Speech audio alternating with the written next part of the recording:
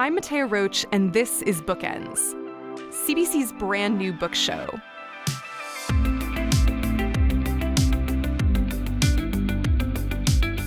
You may already know me from Jeopardy or from Canada Reads, or we may be meeting for the first time right now. Either way, welcome. I've always been a book lover, and books are still a huge part of my life. I love going to friends' houses and seeing what's on their shelves, or discovering a new author at my local bookshop just from seeing an interesting cover and saying, I need to bring that home with me. My love of books and my curiosity and passion for learning has enriched my life so much, and I'm so excited to share that passion for books with you now on this show. It feels like Kaveh Akbar and his novel Martyr have been everywhere these days. Martyr made the New York Times bestseller list as well as several summer reading lists, and I'm so excited for Kaveh to be our very first guest on Bookends. Kaveh was born in Tehran in 1989, and he moved to the United States with his family when he was just 2 years old. Growing up as an Iranian immigrant in the Midwest in post-9/11 America was an intense experience, to say the least, and Kaveh has drawn on that background and experience in his poetry and now does so in his fiction. Kaveh's novel Martyr is about Cyrus, a 20-something Iranian American poet, and Cyrus is in the early years of sobriety. He's a little lost and a lot depressed, and in that fog, he becomes interested in the stories of historical martyrs. Cyrus really felt to me like a compilation of several people that I know and love, who are all dealing with some common mid to late 20s problems. Cyrus's problems are just a little bit more poetic, a little bit more life or death. Martyr has not made its way back onto my bookshelf since I finished reading it because I immediately lent it to several of these important people in my life in quick succession and said, here, you might learn something from this book. Before we get into our conversation, I just want to give a quick word of warning. We are going to be dealing with some heavy topics, including suicide and substance use. If you feel that these are things that you may not be in a headspace to hear about right now, this may not be the conversation for you. Hi there. Hi, it's wonderful to be here. Thank you so much for having me. Kaveh, your debut novel is called Martyr with an exclamation point, which I can't think of many book titles that include exclamatory punctuation. Mm-hmm. Why the exclamation?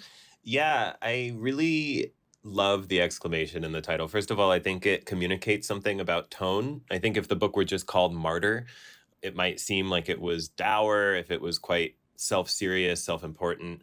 And I hope that's not the book that I've written. I think this is a book that deals with serious subjects and treats its material seriously, but there are also long conversations with Lisa Simpson and Kareem Abdul-Jabbar, and hopefully it's not a joyless slog. Yeah, like when I think of images of martyrs, I think of like Joan of Arc being burned at the stake or something, or, you know, Saint Sebastian being like the arrows in the back or what have you. It's like they're very, I don't know, stoic in the face of death or whatever. They just kind of are there taking it.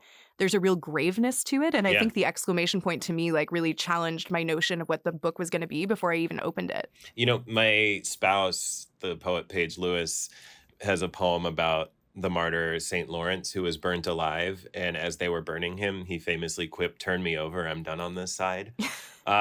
Which I think is just sensational. And so short of him, yes, all the other martyrs are quite dour about their martyrdom and quite unsmiling and self-serious. But we'll always love St. Lawrence for or at quipping. least that's the art that gets made of them. Yeah, you know, of course. The Passion of Joan of Arc or whatever, the silent film is very, very serious. You don't see St. Bartholomew or, you know, Imam Hussein grinning and chopping it up with their pals, you know. Did you get any pushback about the title? Like, was this a title that you had to fight to use? No, my editor, Jordan Pavlin, happens to also be the editor-in-chief of Knopf, and she really believed in the work from the jump and really got the title. But, you know, this is a book called Martyr with my very, very ethnic name underneath it that is sold in airports. You know, there is a kind of provocation in that, and a challenging of certain calcified beliefs. And I think that it took some visionary, intrepid leadership at the part of its publisher, too, to allow something like that. So your novel's about this young man who's searching for purpose in life, and Cyrus is writing a book about historical martyrs. What drew you to this topic? I guess both in terms of like Cyrus's story, but then also, the concept of a person who wants to write this kind of like history of these historical martyrs. What was appealing in that for you? Yeah, I am a person who is in recovery. I have been sober for 10 and a half, almost 11 years.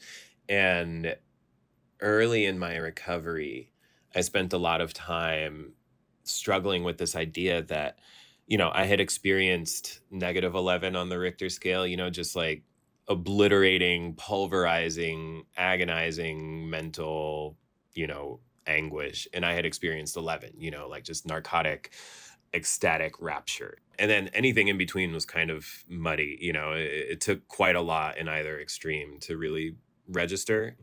And, I shattered my pelvis at one point in my active addiction, and then had someone carry me up the stairs to my apartment to keep drinking. And I didn't go to the hospital till the next day. Like it really, really took being brought to my knees, sometimes literally, to register. And so when I got sober and found that spectrum, that the aperture had narrowed so much to, maybe -5 to 3 or something like that, which is what a lot of early sobriety felt like to me. And so I was like, well, what's the point?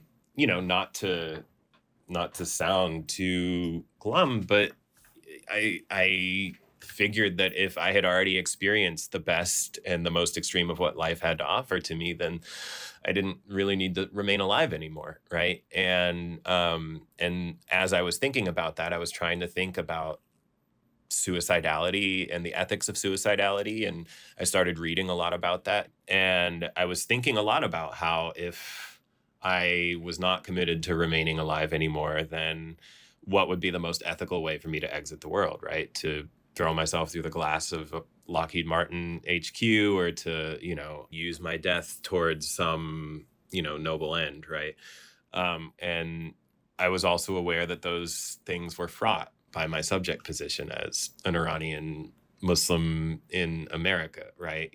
Certain things wouldn't be read as a principled American leftist made a measured decision for the good of his species. They would be read as an extremist Iranian terrorist, so on and so forth, right? And so I was thinking a lot about that and studying other people who had sacrificed, and led to my creating a character who was interested in these questions and running down these same rabbit holes.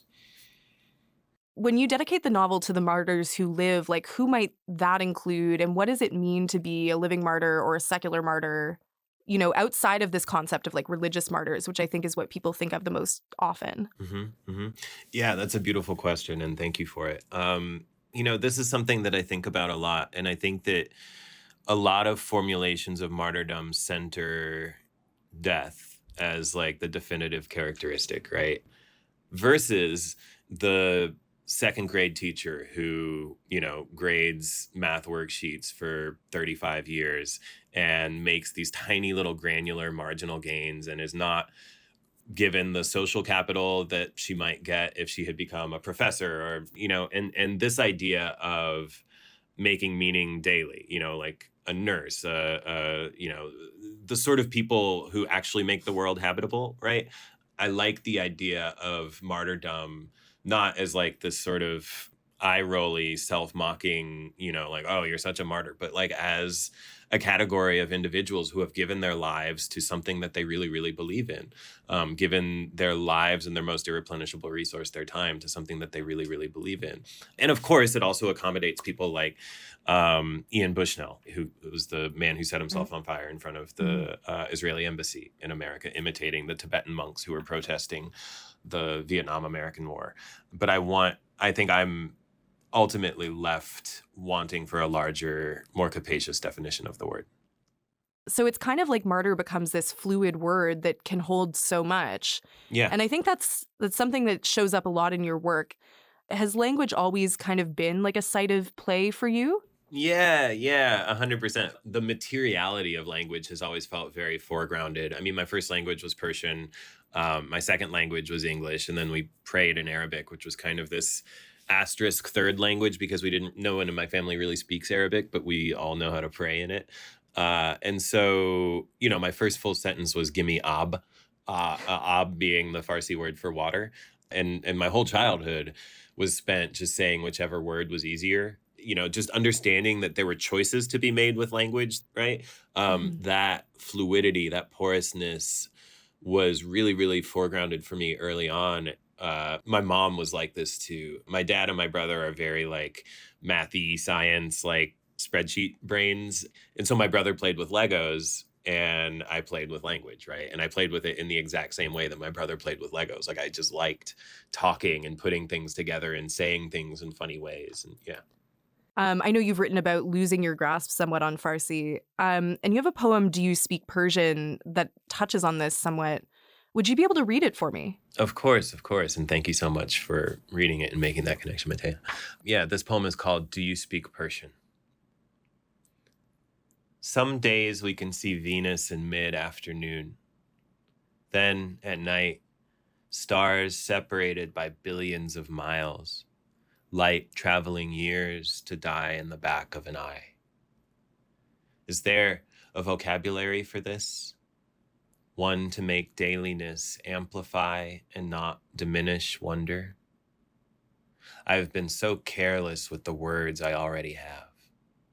I don't remember how to say home in my first language, or lonely, or light. I remember only دلم برات تنگ شده, I miss you, and شب بخیر, good night. How is school going, Kaveh Jun? دلم برات تنگ شده. Are you still drinking? شب بخیر. For so long, every step I've taken has been from one tongue to another. To order the world, I need, you need, he, she, it needs. The rest left to a hungry jackal in the back of my brain. Right now, our moon looks like a pale cabbage rose. دلم برات تنگ شده. We are forever folding into the night. شب بخیر. Wow, that was Kaveh Akbar reading his poem, Do You Speak Persian, from his collection, Calling a Wolf a Wolf. One thing that I love about the Iranians that I've met is I would say they're very direct and also very poetic. Like the poetic tradition is so strong. Yeah, it is definitely true that Iran's lyric tradition is much more central to the identity than there's no American correlative. I mean, there's a shrine in Shiraz where Hafez is buried, the poet's shrine, and it gets thousands of pilgrims every year, right? Like there's no, you can go to Dickinson's house, I guess, but this is like a big tourist destination. There's it's not there's just not like, pilgrims going to Dickinson's yeah, house in exactly, quite the same way. exactly. The joke is always that every Persian house has two books, the Quran and Hafez, and only one gets read. It really is. Even my dad again is like spreadsheet brain, and even he has poems memorized. You know what I mean? Mhm. It's not like this auxiliary thing that only arty people like. It's just in the air differently there. To speak a little bit more, I guess, about Iran, about your relationship with Iran, you were born in Tehran to an Iranian father and American mother just after the end of the Iran-Iraq War. And your family moved to the US in the early 90s when you were 2 years old. Why did your parents decide to leave Iran, and why then? So my dad had come to America as a young man when he was 24 and then met my mom, and she learned Farsi and then went back to Iran with him and my older brother, who was actually born in Canada. And then they stayed in Iran for some years and had me.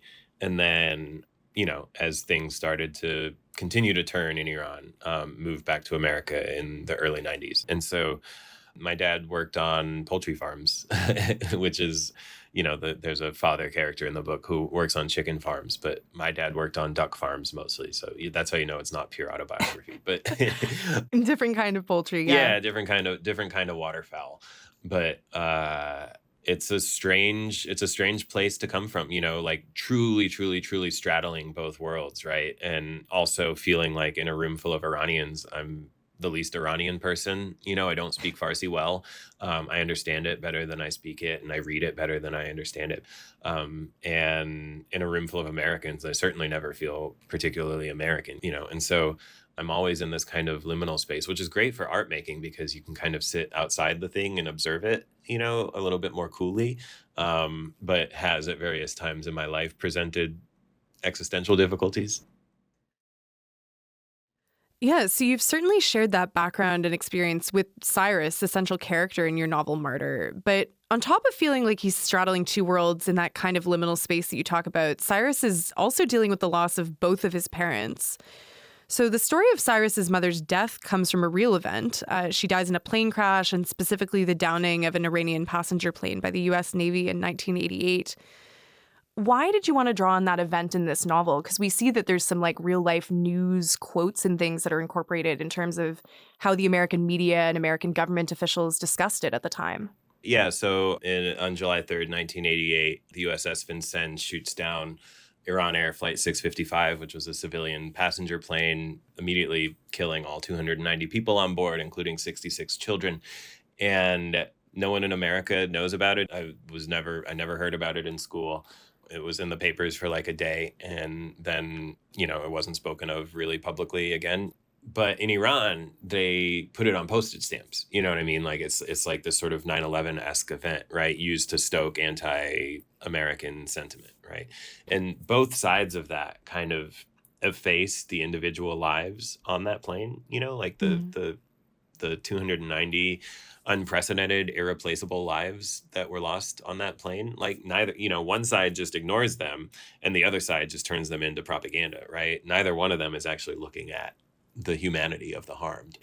And it does feel to me like one of the exigent ethical crises of the 21st century is the abstraction of casualty data. When you read 35,000 people killed in Gaza thus far, that is a pulverizingly large number, but it doesn't feel somatically discernible to me than 35,001 or 34,999. But that difference is an irreplaceable human being, like you or I, right? And what I'm interested in with the novel technology is the way that it can lend the granularity of individual narrative to the abstraction of a collective grief, right? Mm-hmm. So when you read this book and you learn about how everything that happens to Cyrus, every conversation that he has, every fight that he gets into, every person he sleeps with, all of these are indirectly, directly the result of the fact that on July 3rd, 1988, the USS Vincennes shoots Iran Air Flight 655 out of the sky. It's framed as like a rounding error, essentially. This is sort of just like the cost of doing business. 100%. And with the death of Cyrus's dad, like Cyrus's dad dies when Cyrus is in his early 20s, and it's like a stroke, if I remember correctly. It's this framing of like, well, this is a death that's kind of normal, but also meaningless, right? It's a death that we all probably have experienced. Like, I mean, my dad died about a year ago of like a brain aneurysm, which is basically the same, very similar thing where it just happened out of nowhere. There's no real meaning you can attach to it. It's just sad. Like, it just sucks for me and for my family, right? But very different than this kind of like abstract event that gets, either rationalized and calculated away or used, as like propaganda fuel. And the sort of like human tragedy of like, well, actually, there are, children of these people, parents of these people who died, who now experience this profound loss. And that loss is felt the same way by them as like, I felt the loss of my dad. Yeah. I think bringing back that humanity for me feels really meaningful in this moment. I appreciate your saying that. And I hope your dad's memory continues to be a blessing. Yeah, I mean, that's exactly right. Like when we experience individual loss, we know what has been torn from time, right? When we experience casualty numbers on the, in the newspaper or on a website or something, it doesn't have that feeling, and it should, right? It's not an ethical failure on our part, but it is an ethical crisis, it feels like, right? And I do think one of the things that art can do is return it to a somatic correlative that inspires us to act and change the way that we're living our lives. I want to circle back to some of the sort of like person-to-person relationships in this novel. Cyrus feels like this kind of unmoored character, this sort of like sense of being almost abandoned and alone in the world. But he does have people in his life who care about him. And I think the sort of interesting character really exemplifies this is his best friend, his roommate, his occasional lover, this guy named Z. What does Z like represent for you, and what did you want to explore through the relationship between Cyrus and Z? Yeah, I love Z. I love Z. At various points in my life, I have been Cyrus in relationships, just utterly solipsistic and, self-obsessed and self-absorbed and unable to receive the love that's been freely given to me. And I've been the Z, someone who is endlessly desirous of, loving towards, affectionate for someone who's totally unable to receive it. And a thing that is really fun in fiction is that you just get to put your hand in the sock puppets and make them talk to each other and make them fight and make them kiss, right? And so Cyrus and Z were fun for me in that respect. We see that Cyrus actually in the novel does this as well, right? He has these dreams where he creates these dialogues between, in some cases, fictional characters, in some cases, famous people or historical figures, in some cases, members of his family, or even has this like imaginary brother that never existed. How did you come up with these scenarios? Because they were really fantastical and like nothing like any dream I ever have. Yeah, I mean, I'm fascinated by dreams. I think dreams are like I start each day by asking my spouse if they dreamt, because if they have, I get to start the day with my best friend telling me a story. You know what I mean? Like, what could be better than that? And so Cyrus has this game that he plays where he sort of imagines these dream dialogues between people that he admires or people that he's interested in, and then, people that he misses, right? Or people that he loves. And sometimes he'll just fall asleep playing this game, and then his brain will take over and we'll start just staging these conversations for him. And this is just literally something that I have done my whole life. I wish I could say like I'm some brilliant, imaginative mind who can just come up with, but it's just ever since I was a kid, I've been a bad sleeper. And when I was a kid, my dad worked really, really early hours. And so it was important that I was quiet. I wasn't like stirring around and whining about not being able to sleep. And so this was just a game that I would play, was I would just imagine, like Leonardo of the Teenage Mutant Ninja Turtles talking to Madonna, or, my Aunt Shahla talking to Kurt Cobain, right? Like just imagine whoever I was thinking about at any given moment. And I realized it was a good way to get to know these characters, and some of the central mysteries in the book are being contemplated in the dreams. And as with dreams in the real world, sometimes the dreams get out a little bit ahead of the character who's having them, in terms of unraveling these mysteries. And that was a fun and rewarding game to play, to figure out how to honor the importance of dream in my life in a way that felt narratively satisfying to a contemporary reader. We started off this conversation, talking about sort of language, all the things it can do. And I think one thing that Cyrus realizes over the course of the book, and something that like I just, feel like I've been realizing in my life of late, is that there are times where language like really does feel like it fails. I remember when I was writing the eulogy for my dad, I was like sitting in the kitchen with my mom, and I was just like, there's nothing, like what do I even say, right? Like there's no amount of language that would ever feel like it's enough. And there's a quote in the book that is very similar to that. So referring to the deaths from the downed Iranian passenger plane, Cyrus comes to realize that, quote, writing can never make any of these deaths matter. It will never bring my mother back. And I think there's kind of two ways you can take this. And one is like the very dour, like, oh my God, this is so depressing that this is just the state of things. But then there's also a sense of liberation of kind of maybe it's like not my responsibility to raise the dead through words. Like I'm not Jesus. I can't bring Lazarus back. I don't know. How do you feel about it? Yeah, well, I mean, I agree wholeheartedly with what you're saying, and that experience writing the eulogy for your father, and that frustration, and that just sort of throwing your hands up in concession to the insufficiency of the medium of language is kind of my whole experience as a writer. You know, ultimately anything that I want to write about, martyrdom, love, grief, rage, justice, you know, the language is insufficient for, right? I mean, I think about, you know, the famous Magritte painting of the pipes, Ceci n'a pas une pipe, the treachery of images. And I think about, like, you know, the eulogy is not your father. You know what I mean? Like, this book is not martyrdom. This book is not my recovery journey. You know, it is a little arrow pointing towards it, right? And that's actually, it's what you said, it's liberating to me, right? I think that the art that interests me the most across genre is the art that in some way signifies the limitations of its medium. There's a great line, and Brian Eno has a book, the musician Brian Eno has a book called A Year with Swollen Appendices, where he's talking about the crack in a blues singer's voice and says that, like, listening to that sound on a vinyl record is the sound of witnessing emotional events too momentous for the medium assigned to record them. I think about it all the time. I think it's maybe even in Martyr. It is in Martyr. And I was so, I love Brian Eno. I was so excited to see. I talk about Brian Eno all the time, like to the point that people are like, shut up about Brian Eno already. Another simpatico. Yeah. It's an amazing articulation of that thought. And I just look for it everywhere, you know, whether it's time marbling itself across the language of Sappho, or, you know, Coltrane's High C, or, you know, Rodin's thumbprints in his, you know, all over his statues. You can see his fingerprints in his statues. That's the artfulness, right? There are some emotional catalytics. There are some things that can happen in one's life that just utterly eclipse and make totally beside the point language, right? And then the language just crumbles away. The artifice of language just falls apart, you know. And it is by pointing towards that crumbling. I'm giving myself goosebumps. This is like how full of myself, you know. But like, I really care about this stuff, you know.